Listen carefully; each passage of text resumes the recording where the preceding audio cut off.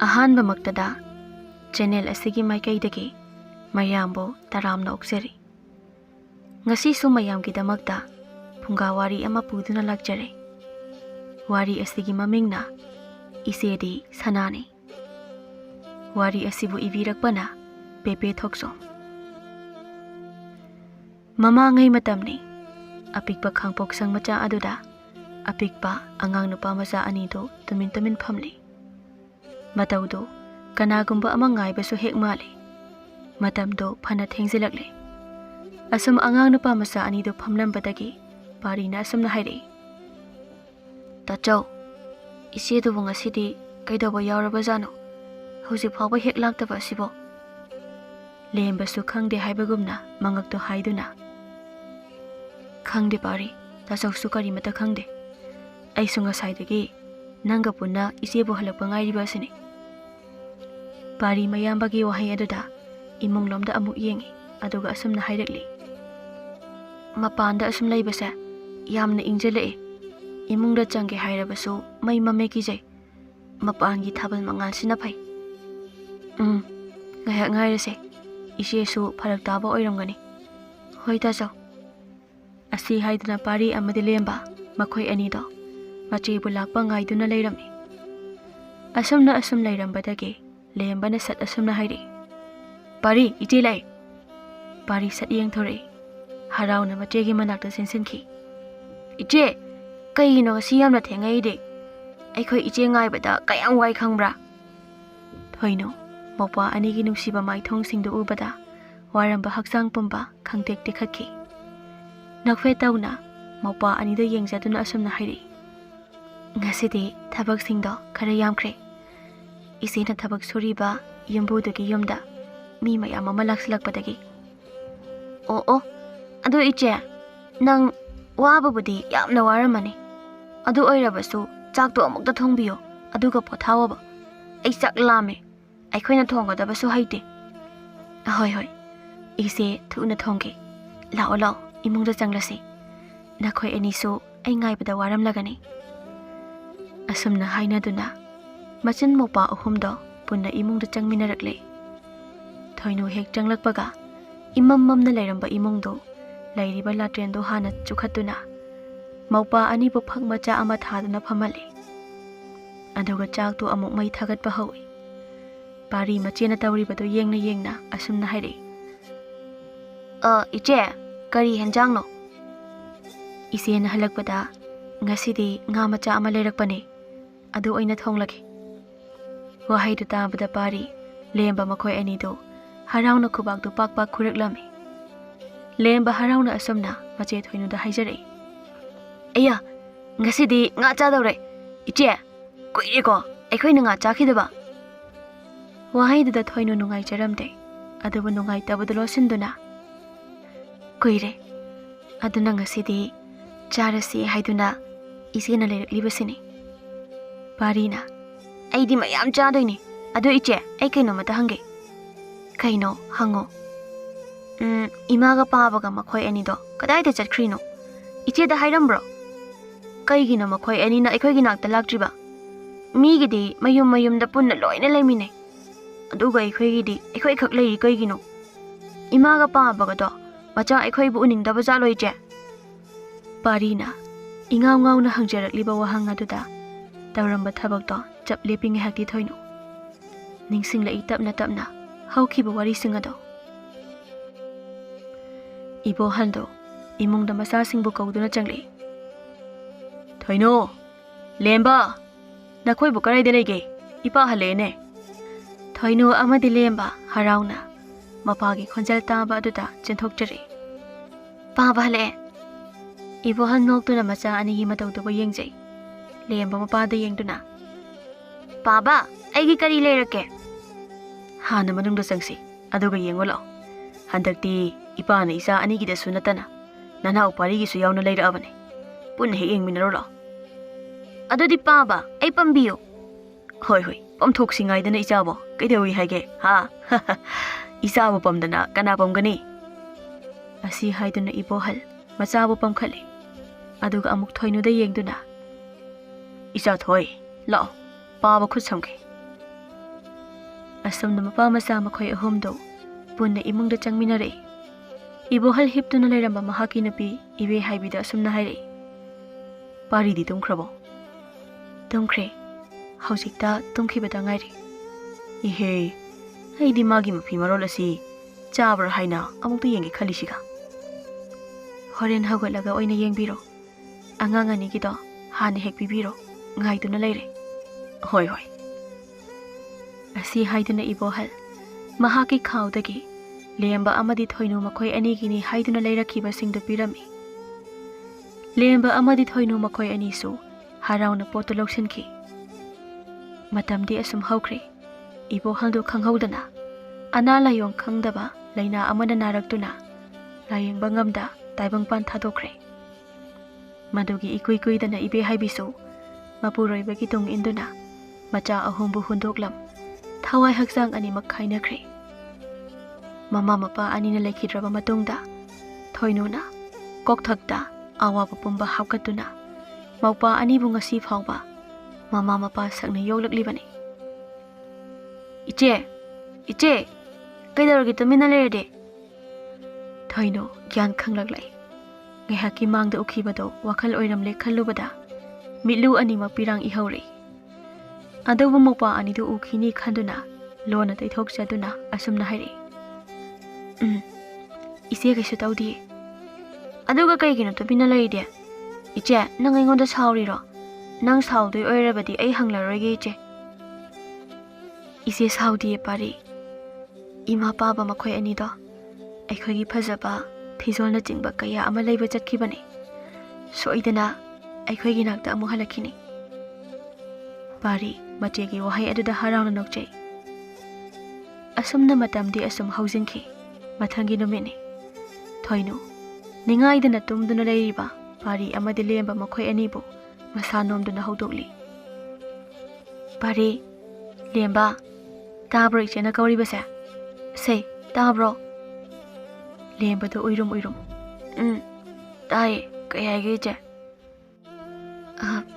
ise salukhige ise nane nanaw na khoi ani ki chak thi doktuna thambiram labani hore nanaw ga tawraga puna chaminaro hoi je phare phare adudi ise thoeko asi haiduna thoino yomdagi tholaktuna mahaki thabak sufam adu tamna lai mahak lakpa ubada ibe chadu saurap tawna sumna hairakli hai thoinu nang sima nongmata khajik tangan khanan la wahai basi maya de da ko ngasi su amuk thengleba tawrisi ine hayeng dagi soidina lakjarage yare yare thoinu nangi madugi wahai singado ai taning trene madudani nang na hairiba aduga lakpra sungla hegla wai ai di hairiba sini munna taw hayeng dagi hauraga matam chana laktrabadine sel su kakkani aduga mathang thagi di atopo oina yenglani ko aikhoina ne nangbu sum nungsidana tawba asida nang sum kainoma tawsilakadawre thoinu ibesana hairiba wahai da tabada yamna nungai jaramde aduga mahakna karibu hairuni tumina mamai da lukthaduna le ibesana amuka sumakha dari imung da sango yare ngarang numidang chabagi kon khara lehobani adu hana amuk ta phengluso aduga ne phi khara ado amuk sudo aduga atai di tapna hairage thoinu kari so hairamda tapna mangak tu nomduna imungda changkhre thoinu na mama mapa animak hek lekhidaba namit adudagi ngasi phawbada ibesagi yumgi mateng pangbi oina thabak suduna lakpani thoinu imungda changlaktuna leiramliba kon singdo phengba hawi wakhandasu asumna khalakli migi imungda aina thabak suruba kaubanina aina karibo haiba ngamlone ima baba nakhoi anina leiramlabadi ngasi na cha aina wari base asumna di waram loiko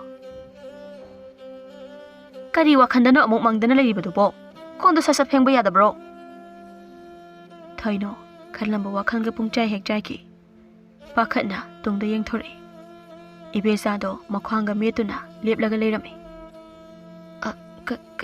kaisu khandi nang amako phatphat loisilu yumda mi lakani haidi aduna imungse amuk sit sengdo phido kona suro Asumna matamdi leptana adumak chatki. Chahi kharagi matungni. Thoinu amasu. Maton aduda kaino o amuka. Asumna matamdi leptana adumak chatki. Chahi kharagi matungni. Thoinu sumang maton aduda phi khara puthokduna kanna suri. Adumna mahakna suringai tanja aduda tungdagi kanagumba amana mahakpu kaurakli. Iche, karino amuk phi mayam ase puthoklaga suramlibasibo. Aina e halaga loina suge hairamdro. Thoinu nokfe tawna onthoklaga parida yengduna asamna hairi. Ahai, iyamba sunatabasibo. Pari makhanga da melaga. Adu oirasu, aina kai hairamge icheda. Iche kawarbo. Yam thuna amta hawolo. Natrabadi iche ai sauraksani. Haima, pari iche loidawre. Loiraga changlaage. Nangsu waramani pothajaruro. Mitse narida amuktoiba. Horendi mohita sauda hida ama taptaba yaroidawri. Fajabido maram leita sumangduda thawlaklaga machin mopa anigi warido taribani. Asum tarambadagi karibu khalaibano adumna khonjal haurapna hairakpani. Thoinu amadi pari hairap yengthori. Parido khonjal khajik kalapna. Itaima, tasaudo mo haidrabasu nanaw leisidi. Nanaw adum leibirake. Yare. Nang na leirakpaduna amuka hena mitse nakhigadaba male. Ai nakhoi tasauda adum haijarage. Haipa amu sabiranu swaida. Kari nanai taima. Kari yawabu kaubage. Adum nihikta nanaw da haibade. Aidi itaimagine haiduna mittu naringi mathaktuda khara amuk hena nanaba hidakto amaiba ama tanaraga pubirake haina khali. Hidakto purakpada itaimasu harau mandana. Tungdagi nungsito madugado bara hek kamthorakani khaliba. Hai pari, nangido aise usitribara. Usile, usitpanabu itaima haina mingauribasini. Masimi yam lusite, khangni nang tasaulaga kaidawgi yengo. Thoinu pari da chahele. Pari, nataimata adumna haiba hongnade. Pari thoinu do senduna. Ise sune, itaimana tawrikai loine yani. Aran basu asumbasu. Adabu iche, fataba haibasidi kuina losenduna thamba yadabane. Asi hairamdana parido sauna mafamdudagi satke. Fajabisu thoinuda mamido pairap yenglamduna imungda changkre. Adabu thoinudi nongaita tumina phamduna lehauri. Matamdi adumak haukre. Haujikti parisu mayum pale. Machanupa amasu yaujare. Thoinudi kamdauri. Maupa anina chawraklaga mapung marai pharaklaga. Mahaki awaba nungaitaba pumba koklagadra khaluba. Mahaki tayonaba wakhal oina thokle. Nong mata pari amade lemba makhoi anina machebu hanna yenglakhidre. Thoinu masado yamna wana yumda hanjarakpani. Adabu tarakliba khonjalduna thanglamba khongthangdo chap leptuna wari adabu hena munna tasanaba honare. Isia asibu mayungadubu pankhiroidaba jalo. Yumsida suru adum heknaidana leksilagi khaliba jalo. Hiyainu na hairakpani. Hiyainu pari ki loinabini. Mahaki wa adada phajabisu machinda paithoklaga. Khangde da inaw. Ai sune madu tani khalibase kok asida. Ho adubudi ne nupi na lisalakpa haibase kana subambi dawba leitre. Lirabadi nupi se nupa amatta na hanna yengningdabani. Jugot lai machadaba mathong hoktaba nupa kharata natana. Ado iche mana sum yumsida leisilabadi magi su hingkholse saruk tamlaktaba yaroi. Mado aidi ngamjaroi.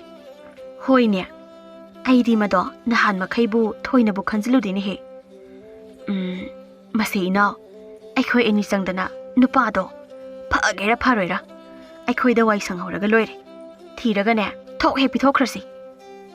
Hoide iche Thoinu ngangnariba wari singado tabada mahak masado imunglomda changsinba ngamdre. Lepliba mafam adudagi machi amata lengba ngamkhidre. Asumna matamdi asum haukre.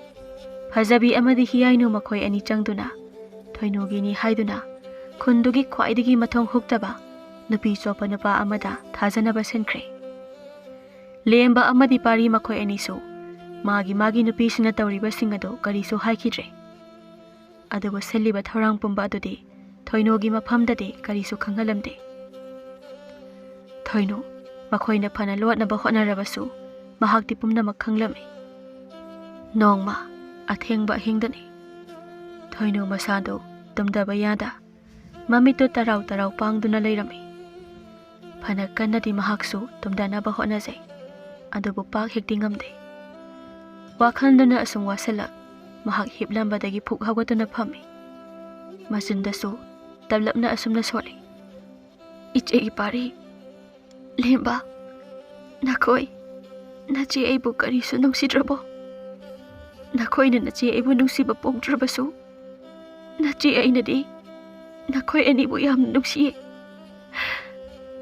Nachi aigi thawaidagi nakoi ani na hena nungsiribane. Nakoi ani mangna haikibadai. Hayengwai nakoi na chawraklaba matamda ichebu ngak senbigani haina. Ichebu luna nusina tawbigani haina. Aduga hojik tawriba oiribasina karino.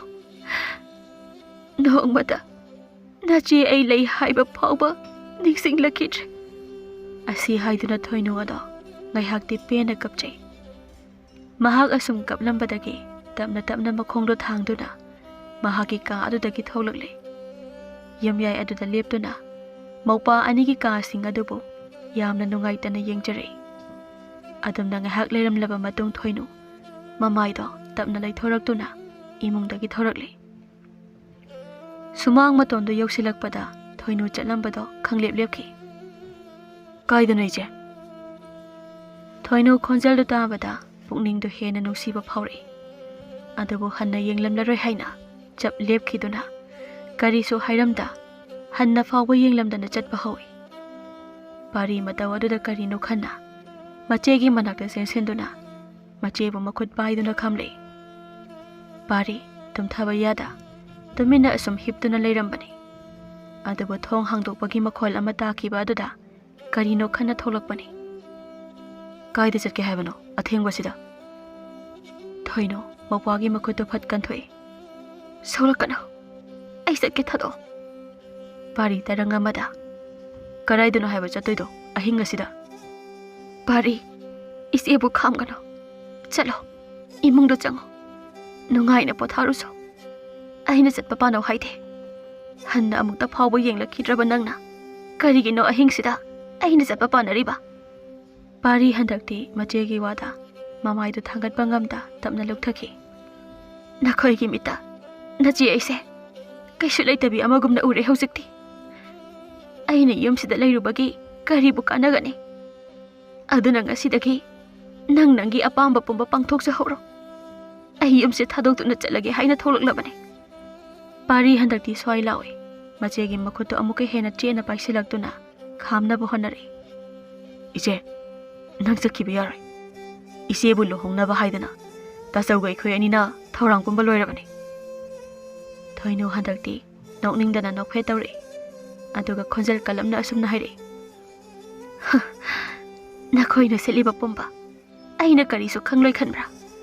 Aise nang tasaw amadi nangbo piklingaidagi ima ipa anina hundok pirambadagi chawnaba ima ipa sakna yoglaklibani. Nakhoi anina tawba thabak khuding aina karigi khangloi. Madu khangbadunane aina ngasi yumse thadokuna chatki haina tholaklibase. Ngangnariba ado lemba phajavi amadi hiyainu makhoi ahumsu taraduna imungdagi thonaraklami. Lemba pari da yengduna pari kaidawre. Pari khonjal adu tanik tajaw isese ihumse thadoklaga chatki honarame. Wahaida lemba phajavi amadi hiyainu makhoi marimak ngakna yengnari. Adubo khara chingandi phajabidi lana khanduna asumna hekta hairi. Ihumse thadolaga chatpa kaisu oiramoi. Lira abanina nupado phangleroi pakhatpadagi aphangba ama hekta leisinge haina khalaga thokiba oiramni. Ado inama adugidi kari mata waruranu. Aikhoina phanaba loina sinkrabane. Thoino masado khangma ngamlaktri. Nongmata asawbagi mami uttaba mahakna paraprap sangsinduna sauna safu amaga loinana ꯐꯖꯕꯤꯒꯤ ꯃꯃꯥꯏ ꯑꯗꯨꯗ ꯈꯨꯄꯥꯛꯅ ꯍꯥꯏꯖꯤꯟꯗꯅ ꯊꯥꯖꯤꯟꯈꯤ꯫ ꯁꯥꯎꯅ ꯃꯄꯤ era ꯆꯦꯟꯗꯨꯅ ꯑꯁꯨꯝꯅ ꯍꯥꯏꯔꯛꯏ, "ꯅꯪ ꯑꯩꯁꯦ ꯀꯔꯤꯅꯤ ꯍꯥꯏꯅ ꯎꯏ? ꯄꯪꯌꯥꯗ ꯌꯥꯕꯅꯤ ꯍꯥꯏꯅ ꯈꯟꯕ꯭ꯔꯥ? ꯅꯈꯣꯏꯅ ꯁꯤꯟꯕ ꯈꯨꯗꯤꯡ ꯑꯩꯅ ꯀꯔꯤꯒꯤ ꯈꯪꯂꯣꯏ? ꯅꯈꯣꯏꯅ ꯄꯥꯝꯕ ꯑꯩ ꯄꯨꯝꯅꯃꯛ ꯈꯪꯉꯦ꯫ ꯈꯪꯕꯗꯨꯅꯕꯨ ꯅꯈꯣꯏꯒꯤ ꯑꯄꯥꯝꯕ ꯈꯨꯗꯤꯡ ꯊꯨꯡꯖꯔꯁꯅꯨ ꯍꯥꯏꯅ ꯑꯩ ꯌꯨꯝꯁꯦ ꯊꯥꯗꯣꯛꯀꯦ ꯊꯧꯔꯥꯡꯈꯤꯕꯅꯦ." ꯑꯃꯨꯛꯁꯨ ꯃꯧꯄꯥ ꯑꯅꯤꯗ ꯁꯥꯎꯅ ꯌꯦꯡꯂꯛꯇꯨꯅ ꯍꯥꯏꯈꯤꯕꯗꯥꯏ, ꯅꯈꯣꯏ ꯑꯅꯤꯁꯨ ꯅꯈꯣꯏꯅ ꯆꯥꯎꯔꯒ ꯅꯆꯦ ꯑꯩꯕꯨ ꯑꯋꯥꯕ ꯃꯆꯦꯠ ꯑꯃꯠꯇ ꯂꯩꯍꯜꯂꯣꯏ, ꯅꯨꯡꯉꯥꯏꯅ ꯊꯝꯕꯤꯅꯤ, ꯏꯆꯦꯕꯨ ꯂꯨꯅ ꯅꯨꯡꯁꯤꯅ ꯇꯧꯕꯤꯅꯤ, ꯏꯆꯦꯗꯒꯤ ꯍꯦꯟꯕ ꯀꯅꯥꯁꯨ ꯂꯩꯇꯦ꯫ ꯑꯗꯨꯒ ꯍꯧꯖꯤꯛꯅ ꯀꯔꯤ? ꯅꯣꯡꯃꯇ ꯅꯆꯦ ꯑꯩꯕꯨ ꯍꯟꯅ ꯌꯦꯡꯂꯛꯈꯤꯕ꯭ꯔꯥ? ꯀꯔꯤ ꯆꯥꯔꯤ, ꯀꯔꯤ ꯇꯧꯔꯤ ꯍꯥꯏꯅ? ꯑꯩꯅ ꯅꯈꯣꯏꯕꯨ ꯏꯁꯥꯒꯤ ꯅꯨꯡꯉꯥꯏꯕ ꯄꯨꯝꯕ ꯀꯠꯊꯣꯛꯆꯗꯨꯅ ꯃꯤ ꯑꯃꯃꯝ ꯑꯣꯏꯅꯕ ꯌꯣꯛꯂꯛꯄꯒꯤ ꯃꯍꯩꯔꯣ? ꯉꯁꯤ ꯅꯈꯣꯏꯅ ꯏꯐꯝꯗ ꯄꯤꯔꯤꯕꯁꯦ ꯏꯃꯥ ꯄꯥꯕ ꯂꯩꯈꯤꯗ꯭ꯔꯕ ꯃꯇꯨꯡꯗꯒꯤ ꯑꯩꯅ ꯅꯈꯣꯏ ꯑꯅꯤꯕꯨ ꯏꯃꯥ ꯄꯥꯕ ꯁꯪꯅ ꯋꯥꯅ ꯌꯣꯛꯆꯔꯛꯈꯤꯕ ꯅꯠꯇ꯭ꯔꯣ? ꯏꯃꯥꯅ ꯇꯥꯏꯕꯪꯄꯥꯜ ꯑꯁꯤꯕꯨ ꯊꯥꯗꯣꯛꯂꯝꯗꯥꯏ ꯃꯤꯀꯨꯞꯇ ꯅꯈꯣꯏ ꯑꯅꯤꯕꯨ ꯄꯤꯁꯛ ꯄꯤꯛꯅ ꯅꯆꯦ ꯑꯩꯉꯣꯟꯗ ꯁꯤꯟꯅꯔꯛꯈꯤꯕꯅꯦ." ꯋꯥꯍꯩꯁꯤꯡ ꯑꯗꯨ ꯇꯥꯕꯗ ꯂꯦꯝꯕ ꯄꯥꯔꯤ ꯃꯈꯣꯏ ꯑꯅꯤꯗꯣ ꯊꯃꯣꯏ ꯄꯨꯕ ꯉꯝꯂꯛꯇ꯭ꯔꯦ꯫ ꯑꯗꯨꯕꯨ ꯐꯖꯕꯤ ꯑꯃꯗꯤ ꯍꯤꯌꯥꯏꯅꯨ ꯃꯈꯣꯏ ꯑꯅꯤꯗꯤ ꯊꯧꯁꯥꯕꯤꯕ ꯅꯠꯇꯦ꯫ ꯊꯣꯏꯅꯨ ꯑꯗꯨꯃꯛ ꯄꯦꯟꯗꯅ ꯃꯈꯥ ꯇꯥꯔꯛꯂꯤ, "ꯍꯥꯏꯌꯣ, ꯅꯈꯣꯏ ꯈꯪꯂꯕ꯭ꯔꯥ? ꯀꯅꯥꯕꯨꯅꯣ ꯑꯩꯒ ꯂꯨꯍꯣꯡꯒꯅꯤ ꯍꯥꯏꯅ ꯊꯧꯔꯥꯡꯂꯤꯕ ꯃꯤꯁꯛꯇꯣ? ꯍꯥꯏꯌꯣ, ꯂꯦꯝꯕ, ꯄꯥꯔꯤ, ꯍꯥꯏꯌꯣ!" ꯑꯁꯤ ꯍꯥꯏꯗꯨꯅ ꯂꯦꯝꯕ ꯄꯥꯔꯤꯗ ꯁꯥꯎꯅ ꯌꯦꯡꯂꯛꯏ꯫ ꯑꯗꯨꯕꯨ ꯃꯈꯣꯏ ꯑꯅꯤꯗꯤ ꯇꯁꯦꯡꯅꯃꯛꯀꯤ ꯈꯪꯗꯕꯅ ꯃꯃꯥꯏꯁꯤꯡꯗꯨ ꯇꯞꯅ ꯂꯨꯞꯊꯈꯤ꯫ ꯊꯣꯏꯅꯨ ꯃꯈꯣꯏ ꯑꯅꯤꯒꯤ ꯃꯇꯧꯗꯨ ꯉꯥꯏꯍꯥꯛ ꯌꯦꯡꯉꯤ, ꯑꯗꯨꯒ ꯀꯝꯅꯣꯛ ꯇꯧꯗꯨꯅ ꯑꯁꯨꯝꯅ ꯍꯥꯏꯔꯛꯂꯤ, "ꯍꯥꯏꯌꯨꯗꯅ ꯀꯅꯥꯅꯣ ꯍꯥꯏꯕ? ꯈꯪꯗꯦ, ꯈꯪꯗꯦ ꯃꯁꯤ ꯅꯠꯇ꯭ꯔꯣ?" ꯍꯟꯗꯛꯁꯨ ꯀꯔꯤ ꯑꯃꯠꯇ ꯈꯨꯝꯂꯛꯇꯦ꯫ "ꯑꯩ ꯍꯥꯏꯒꯦ, ꯅꯅꯥꯁꯤꯡꯗꯣ ꯐꯖꯅ ꯁꯦꯡꯗꯣꯛꯎ꯫ ꯑꯇꯩ ꯀꯅꯥꯁꯨ ꯅꯠꯇꯦ, ꯈꯨꯟꯁꯤꯗ ꯈ꯭ꯋꯥꯏꯗꯒꯤ ꯐꯠꯇꯕꯗ ꯃꯃꯤꯡ ꯑꯗꯨꯛ ꯂꯩꯔꯕ ꯇꯥ ꯂꯥꯛꯄ ꯈꯪꯉꯤꯀꯣ? ꯇꯥ ꯂꯥꯛꯄ ꯈꯪꯉꯤꯀꯣ?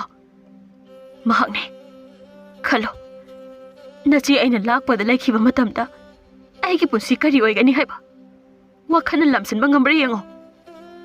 ꯄꯥꯔꯤ ꯂꯦꯝꯕ ꯍꯥꯏꯔꯛꯂꯤꯕ ꯋꯥꯍꯩ ꯑꯗꯨꯗ ꯃꯁꯥꯁꯤꯡꯗꯨ ꯁ꯭ꯋꯥꯏ ꯂꯥꯎꯏ, ꯉꯛꯅ ꯃꯥꯒꯤ ꯅꯨꯄꯤꯁꯤꯡꯗ ꯌꯦꯡꯅꯔꯤ꯫ ꯐꯖꯕꯤ ꯋꯥꯗ ꯂꯩꯊꯣꯔꯛꯏ, "ꯏꯅꯝꯃ, ꯑꯗꯨꯝꯅ ꯍꯦꯛꯇ ꯇꯥ ꯂꯥꯛꯄꯗꯁꯨ ꯄꯪꯍꯥꯏꯗ ꯍꯥꯏꯖꯤꯟꯕꯤꯒꯅꯨꯗ꯫ ꯍꯧꯖꯤꯛꯇꯤ ꯇꯥ ꯂꯥꯛꯄꯗꯣ ꯒ꯭ꯌꯥꯟ ꯌꯥꯝ ꯇꯥꯔꯕꯅꯦ, ꯍꯥꯟꯅꯒ ꯃꯥꯟꯅꯗ꯭ꯔꯕꯅꯦ꯫ ꯍꯌꯦꯡ ꯂꯨꯍꯣꯡꯂꯕ ꯃꯇꯨꯡꯁꯨ ꯏꯅꯝꯃꯅ ꯑꯗꯨꯝ ꯇꯞꯅ ꯇꯞꯅ ꯒ꯭ꯌꯥꯟ ꯇꯥꯍꯟꯕ ꯌꯥꯕ ꯋꯥꯗꯨꯕꯨ꯫ ꯅꯨꯄꯥ ꯍꯥꯏꯁꯤꯗꯤꯅꯦ, ꯅꯨꯄꯤ ꯑꯩꯈꯣꯏꯒꯤ ꯋꯥꯗ ꯂꯣꯏꯅ ꯆꯠꯄꯅꯤ꯫ ꯏꯅꯝꯃꯅ ꯁꯤꯡꯂꯕꯗꯤ ꯏꯅꯝꯃꯒꯤ ꯈꯨꯟꯅꯥꯎꯕꯤ ꯃꯇꯣꯟꯗ ꯎꯔꯨ ꯍꯦꯛꯇ ꯎꯪꯒꯥꯏꯗꯨꯅ ꯄꯨꯅꯤꯡꯕ ꯃꯥꯏꯀꯩꯗ ꯄꯨꯕ ꯌꯥꯗꯧꯔꯤꯕꯅꯤ꯫ ꯊꯥꯖꯗ꯭ꯔꯒ ꯏꯅꯝꯃ, ꯇꯥꯆꯧꯁꯨ ꯑꯩꯅ ꯑꯩꯒꯤ ꯈꯨꯟꯅꯥꯎꯕꯤ ꯃꯇꯣꯟꯗ ꯐꯖꯕꯤ, ꯈꯪꯕ꯭ꯔꯦ ꯈꯪꯉꯤ꯫ ꯑꯩꯌꯣ!"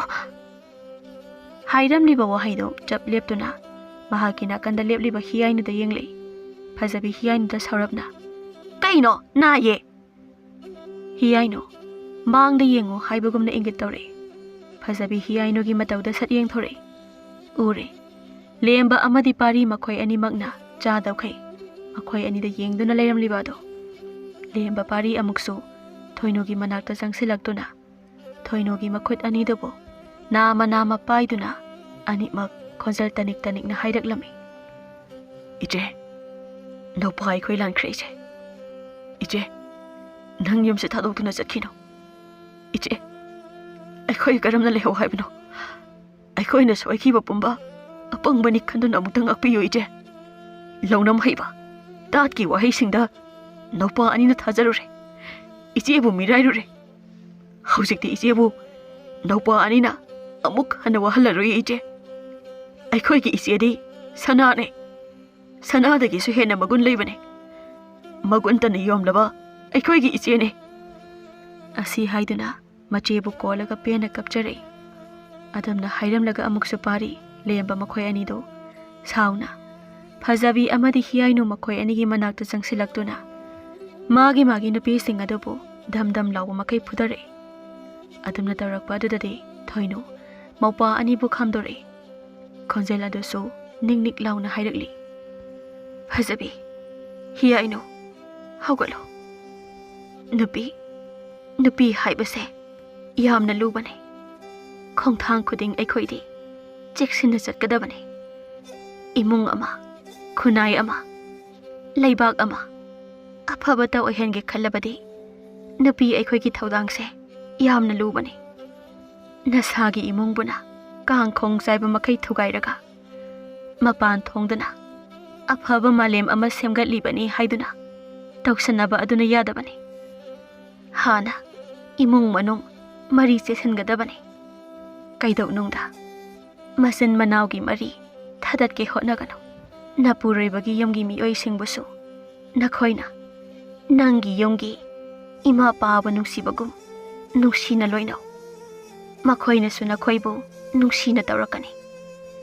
Nupi haibasidi, mapuroibagi yomduna, asengba mayumni hainaribani.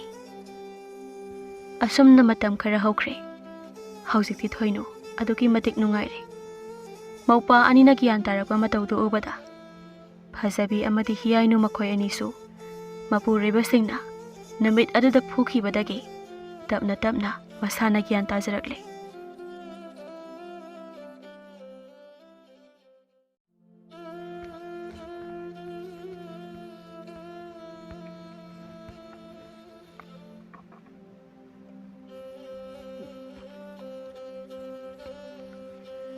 Ahan mamagtada, channel asigi maikaidagi mayambu taram naukjari.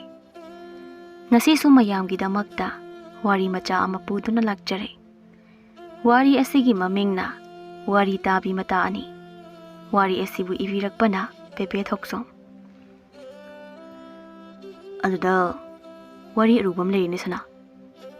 Ising saibado chap lepi aduga karino haibugum yenglei. Nangbu karilam chaninge. Koibu sasinaiga. Sanaibe madu pairei. Is yam luba waga malure. Khwaidigi luba wa haido masigi wasinine. Aduna hayo. Nangna karilam chaninge. Nang hek chaninge haiba lamda. Loini yampung na puge. Hayo ni nangbo. Tumina leibaduna yaroine. Linthoi.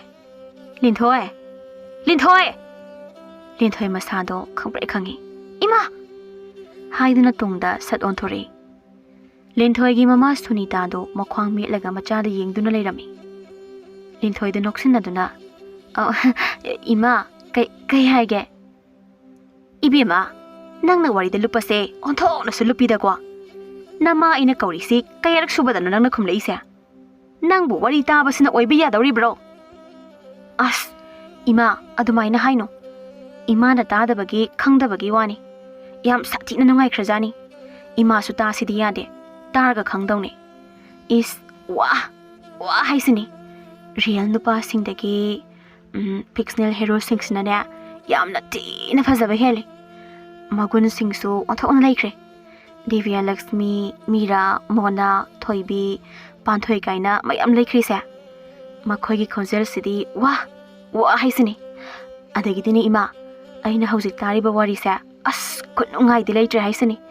Operation Loktak Manipuri Story Collection da Divya Lakshmi na paba bini moirang themgi khuyi da Divya Lakshmi na parak pasidi thamoiga sa mathuk marang hawbajani. Adagi khangde wari iribi singsina kamaini irakpano onthokna phajakre. Mingoina khara pallabada hauji aina pankhiba bini Balabi Mangang, Nirupama, Binde Singtham, Priti, Aroza. Makhoi fictional hero singsina marolama Mairaba, Ningthem, Salainganba, Susan, Jacob Roser, as haningai leite. Makhoina wahida irakpasiga punsilaga aigi wakhalsina amuk sagatpasidi kanagi Korean hero ga loi lehore. Sunita do laukhale. Hai, taningdeko. Napala di amuk toiba wa thoni. Parapar loisilu thabak to. Nongan badagi numita ba phawba wari da sum tawduna leibasibu karino haiwani. Yeningden he. Asom da som memchado masana phi suriba adugi manakta changsilaktuna. Ibema Phajambido mama da haifi yengthoraklaga. Ima memcha phamdaraklaga. Nangna ngarang tahawba wari dubo ngasigi anawba ifo thagalakrabo. Phajabi mama gi wahai duda makhol thokna noklaga. As Imasidi karaidagi ifot haibano episode haibani as imadine nakhoi adoda khangjadeda ado thagalakrabo imabu taningbana ngai ngamdreni he ha hero duna nungsi kaina phungdokhi baduda hero ni duna kari hairakpa haido isasi charangnaraga dum leirine thabaka tawphum lakphomga khangdi aina nahan makhai isada chayuraga nama aina oina lupsalakadawre isana nungai bani taw taw haibado chumlamme onthok na nungai khre awa anaga loin he kaukthoi thagalaktriye hore namidang pung 3 ta thagalakadabani memsa mamit manadu laukthok ha namidang da haiba is aidi wa dawri da ngai bada kaino makhoi gi dubu nongmada pulap thagat pe yadi haibro fazabi mamagi maongduda amuka hena noktuna as ima sidi hoya da bagine listener mayam se langtak na ba pokhandoine makhoi gi biwado yamna ba memsa da suktok laga maida tanjai daidi fazabi mamagi matongda wa nokre mahak noklibado khara phadaraga hairi ima se nacha atopa ama thabige langtak na bada khara da waira basu phanaba papung ko oina taro haujikti phunga horror makhoi singdasu nungai ba yamna leirabani Manipuri story channel logic tel itawgi gyan salai taret kaina phunga gi channel mayam leirei horror gi so yamna leikre Manipur entertainment channel kanglele pung wari channel kaina ado haujiki di athawa maitaine iba yamna nokningba phunga wari ama tharake madu taraga nokna phi singsa aisu sudoke imasu sida famlaga potha asi haina duna mama masa ani do wari ama tharaga yamna nungaina tarami matamde asum hauki mathangi namitni linthoi do phajabi sumangda leptuna phajabi sutarduna imungdagi ho kau drasadum changbiro sanai bema linthoi nafhe tawduna imungda changle anabu linthoi phajabina tarumribada ubada I aina tholakte khali sidi yam nungaina wari ga taduna leiba jani ne lao anobane nangsu taro lao yam nungai phajabigi mama ibe maso phajana khaidoklaba sem singdo plate amada haptuna puthoroklaga haima isalin thoisu laklamine lao chango sem si sathoksi anduga ne wari sita silawni nangbo linthoi ngakna ha kaino imasu wari ta ba hawrabo tare aisu ne nangi nata asina tambidana hainare haujikti ne nangi nata asidagi imana bo hena laina henchilabra kaino matawre phajabina yabane ekhema sedo linthoi na noklaga as adudi yadri sidi aigi ma khakta ngaire amuk toiba aine wari tabasda ne changsan dana ngang dawri bani adam ne he ngang la agana sida hek lau punna ne nok tana ta thoksi hoida adumain hek taw bahai doni linthoi gi mabung pai khombado machan bu kauduna chaksungda changlakpani jan linthoi mabung na kawrakpa duda khalamba wakhan gado swai mangki pai khomba changsilaktuna nangbu chalo ni haidana changkidaine aduga karino manam sinamo khangdiye damo phare cha hairamba wadu chaplepki pai khomba mamit ani do khangsu khuksinduna gas lomda yenglei amuksu thangnaba mi kopta tahana sidi loina kasiline jan nangmu kari toroga lege nang leina kamaina cha se kangki ba khangaudino linthoi masado pakhalei marai do lalatawna tamo ai pai khomba sat machanda yenglakpani adubu ure machan gi nakanda mahaki phone do khonglibado sarop tawna hairi wari de lupingai da sa se thagale haba kawri oramni ne linthoi khombang amdre tumina luk thakre tanja sida sonita su changle kaidawre bungo pai khomba machanda mami to paina yenglaga kari oine wari da ngawri ngai cha si loina kangkhidana kare dana sa thaklani chaga loina ai thwe hotel doina thakjawrage yum sida chaga sa kyan tana thakba phangbagi waliti asi haiduna pai khomba sauna chaksangdagi thoki sonita sauna changsilaktuna machabo asumna chaiduna phuba hore nabung se amuk sawan khreba thabak chathoklamdai duda cha kap amatang thakjage habada hek pithakhide nang ne cha ka mata haplidabani nang wari do madu oina chaw Yamna thuna kasiliba kona se phingdol su chalo. Nasatu yening de ne. Lai lai su pa gi di hai dia. Oi ri paroi de bada kok thada dana lei. Asumna namit asigi namidangni Sunita machanupi kada changlei. Ibema. Ima. Nangi phone do pir okadai. Kai hino ima. Sunita do khon kan khalei. Piro haidi kok piro dana. Nang asidagi ne ayuk nungthilda phone pai ba natana. Atopa matamda pai ba yaroi. Kai hino ima.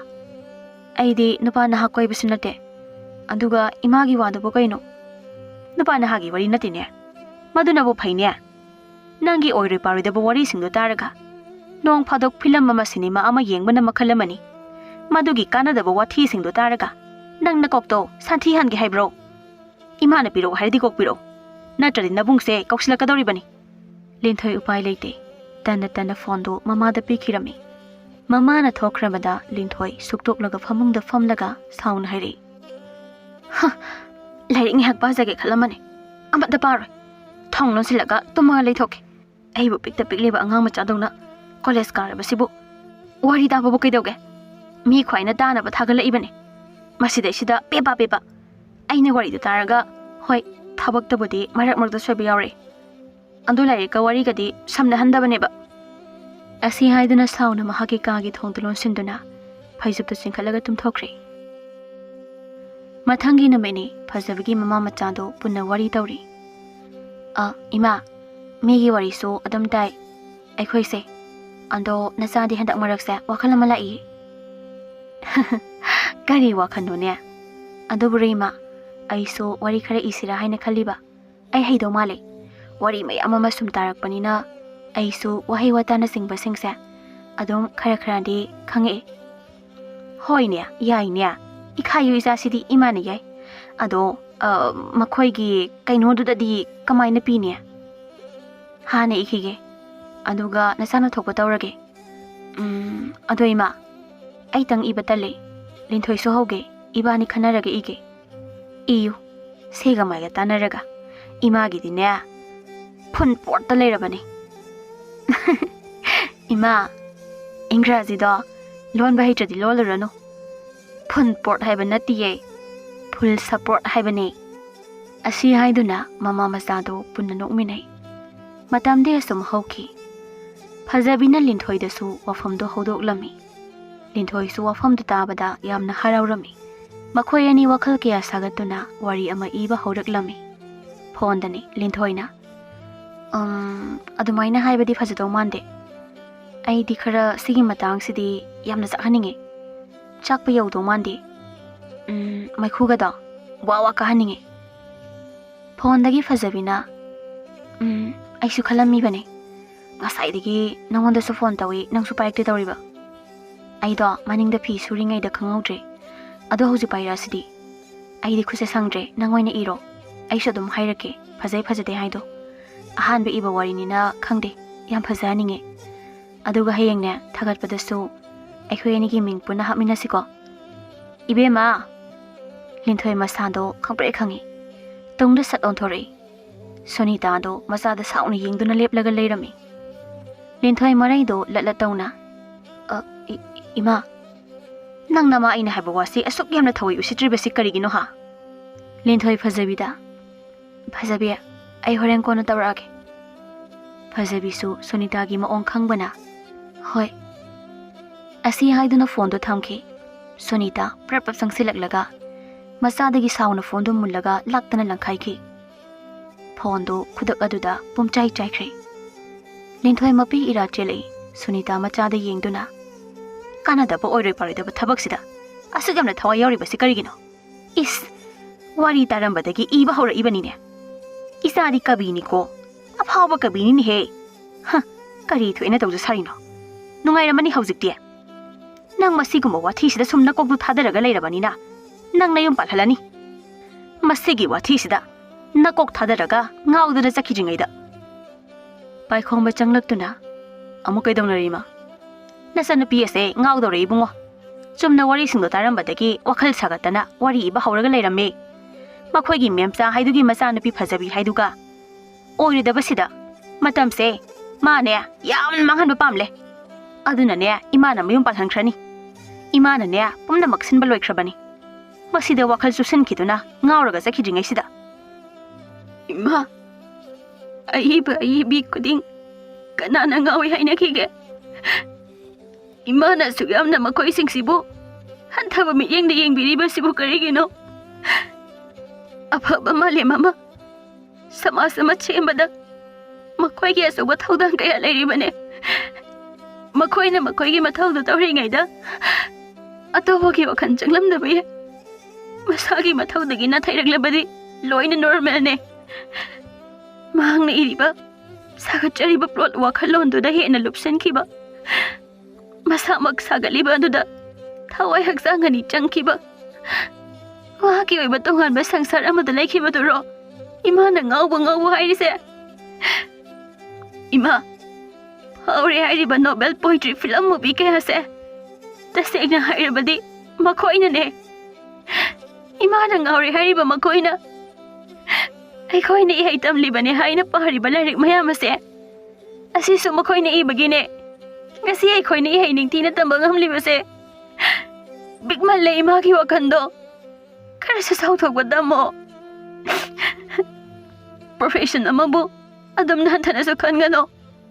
Imahoy kung ba kaya laibas na ne. Kasi makoy na mimang tong na. Makalaam na cat pangamdri ba se. Sunita kangaw de. Machagi kazay da kupang na setlong na tazingki. Isa diwang hang baga siyam na hayri ba zani dana.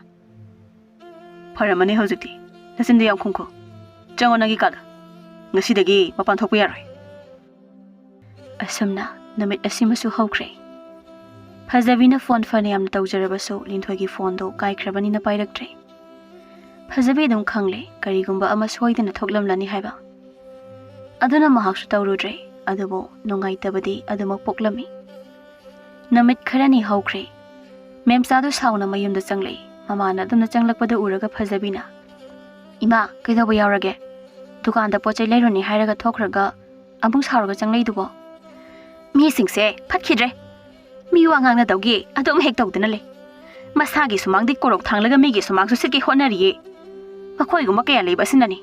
Iramdam basina chawkhatpagi lambida asum sondarak libase. Larik di hairaga laisu khangdaba singsidi. Nama aidi larik haido mayak machet amada khangjarakti. Ado oirasu makoy dano di tawde. Ado wima kaidawa yaraga heba. Kai oirinege laikagi mi wangang daba singsina. Wari leitrabanina isagi wari sanaramlibanidana. Adudi kaige. Isagi namanabi Linthoi haido. Madu luhongbagi matam lepkhriye. Phazabi masando. Amuka hena ngakna. Ha. Adusu isaga na khoy anina. Handak wari ama tarak izaba hawbado. Madu ngarang si makhoygi mama ibi masunita haibiduna thengnabadagi. Isa se mahangba tare. Ngawkhiba tare haidana. Khudakta walosina khrini haine. Ngarang se adugi makhoygi imungdudane wa khara ngangnakhisu hai. Ada isasu mayum palhankhro. Oredabada kok thadadana lehanganu. Migidi masa se soikhinena. Soidringaida section tharang lakhatkre. Aduna nakhoygi su ta hawro. Naya nupado thiba khangdraga makhoi sembirake kainaga hairibanine. Phazabi mamagi wahaisingdu tabada matagi damakta khanbada yamna nungai jaramde. Adubo amuk Linthoi mama Sunita basu yamna sauningla ame. Mahak masada phawriba singdo tapna phajinduna. Ima yarisitu. Nasakisu khande. Makhoina ngangnaning bangangna jasano. Nasagidi imana full support tawbirise sina yare. Adubo Linthoi khalubadadi nungaite. Moi mamado yam phatte. Asumna hainaduna matam khara haujinkre. Haujikti Linthoi su mama mapa mabungsingna namdana luhongbikre. Adubo Phazabidi mama mapa animakna machagi thauna oiduna masagi ahanba wari mayamda khusinna bahawkre. Mahaki waridu mayamna yamna pamna tanabadagi hendoktuna amuksu film oina puthoksage haiduna puthokpadagi mahakpo hena miyamna sakkhangna bahaibdu waikre. Mahaki maramda phattaba kaya hainaramba adusu mahakna mai chawna paklakpadagi mayamdu loina tumin lainakre.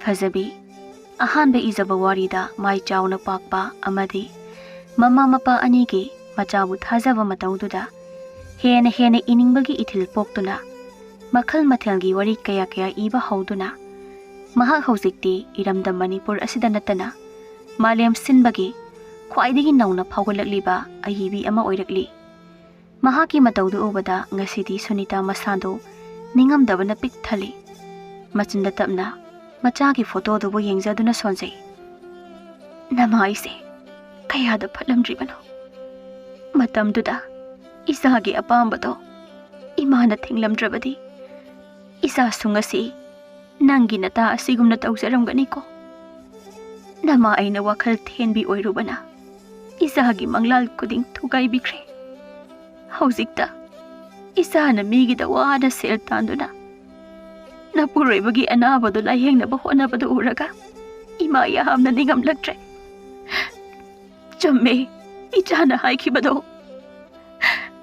namahaigumba kaya laibana ngasi iramdamasina asum sondaraklibani ima lankre imagi bema imana isabu noroki kumduda langsinbane ikhut asimagna asi haiduna Sunita pena kapchai matamde asum hauki mama mapa anigi sinpham khudingmakpu ikai khumnaba matauduna phajabi mahaki punsida chauna mai pakpa ngamjaki adubu sinpham asibu hanthaba mityengda yengluba Sunita gi macha Linthoide mapunsi supa wana lenki